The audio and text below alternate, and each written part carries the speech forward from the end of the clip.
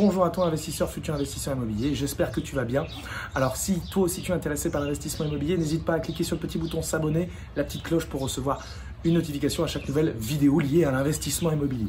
Alors si tu ne me connais pas encore, je m'appelle Charles Lenoble, je suis investisseur et formateur immobilier. Et aujourd'hui nous allons parler de faut-il investir à l'étranger ?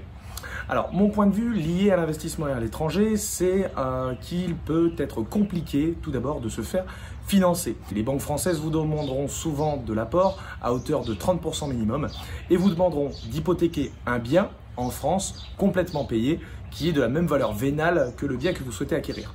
Donc cela peut être déjà un problème si vous n'avez pas forcément de trésorerie. En France, vous savez, on peut investir sans apport. Donc c'est un avantage qu'on a sur la France. Concernant l'investissement à l'étranger, il y a certains pays où la stabilité politique et économique n'est pas au rendez-vous et ça c'est un très gros problème qui fait qu'on a énormément de fluctuations sur les marchés.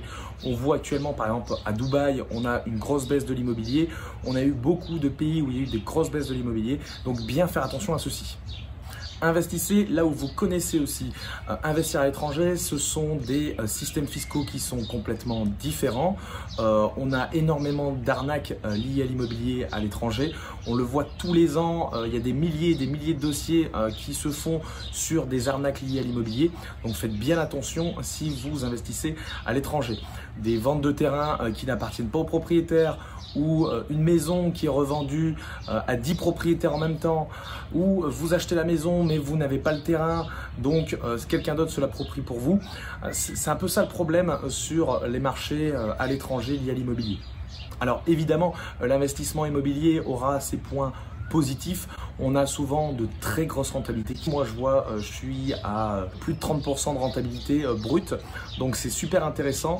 On a des systèmes fiscaux extrêmement intéressants dans certains pays, par exemple le Maroc, on le voit ici, on a 0% d'impôt sur les sociétés, donc c'est super intéressant, comme l'Estonie aussi qui est très intéressant. On a Budapest aussi qui est très prisé des investisseurs. Donc voilà, ça va être l'investissement à l'étranger va être très intéressant pour la rentabilité, pour des systèmes fiscaux qui seront très intéressants. Néanmoins, pour accéder à ce marché, il vous faudra souvent de la trésorerie, avoir eu du patrimoine avant, sinon ça va être très compliqué de se faire financer.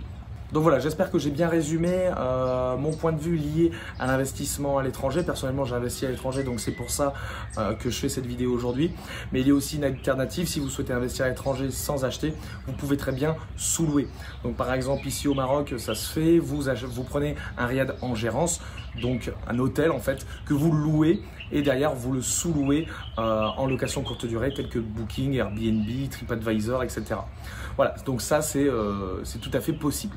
J'espère que cette vidéo vous a plu, on se revoit dans mes prochaines vidéos et je vous dis à bientôt.